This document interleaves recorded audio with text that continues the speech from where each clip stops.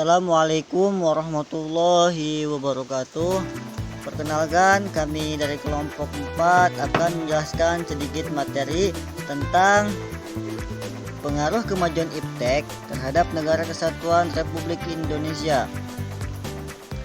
Pengaruh kemajuan iptek dalam bidang ekonomi terbagi menjadi dua, yaitu pengaruh positif dan pengaruh negatif.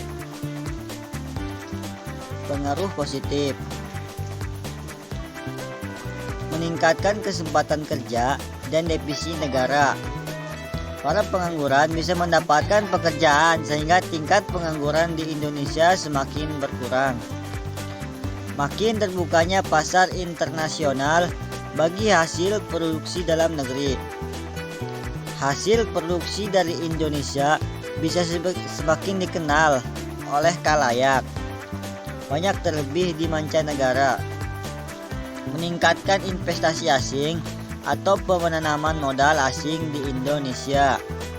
Mendorong para pengusaha untuk meningkatkan efisiensi dan menghilangkan biaya tinggi. Meningkatkan kemakmuran masyarakat. Semua masyarakat bisa terbantu dengan adanya iptek. Contohnya untuk sistem pendidikan sangat dibutuhkan agar para pelajar bisa lebih mudah mencari sumber ilmu. Para pekerja kantoran pun bisa mengakses pekerjaannya lebih mudah dengan menggunakan teknologi yang sekarang seperti komputer, laptop, dan lain-lain. Menyediakan dana tambahan untuk pembangunan ekonomi berasal dari investasi asing yang bisa dijadikan sebagai dana tambahan. Pengaruh negatif: Indonesia dibanjiri barang-barang dari luar seiring dengan adanya perdagangan bebas yang tidak mengenal adanya batas-batas negara. Akibatnya, barang-barang lokal terutama yang tradisional menjadi terdesak karena kalah bersaing dengan barang-barang dari luar negeri. Pemerintah hanya sebagai regulator pengatur ekonomi yang mekanismenya ditentukan oleh pasar.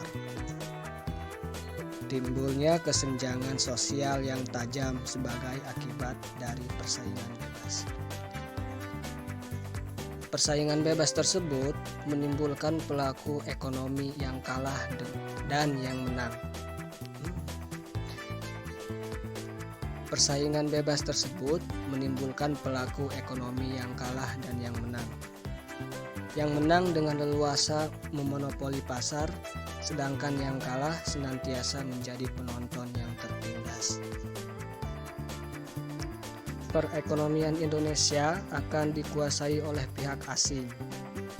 Seiring makin mudahnya orang asing menanamkan modalnya di Indonesia, pada akhirnya mereka dapat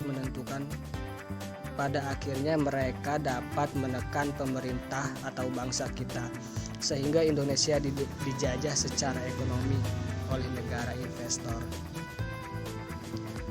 Perekonomian rakyat Indonesia semakin dipersulit. Sekitar ekonomi rakyat yang diberikan subsidi semakin berkurang, koperasi makin sulit berkembang, dan penyerapan tenaga kerja dengan pola padat karya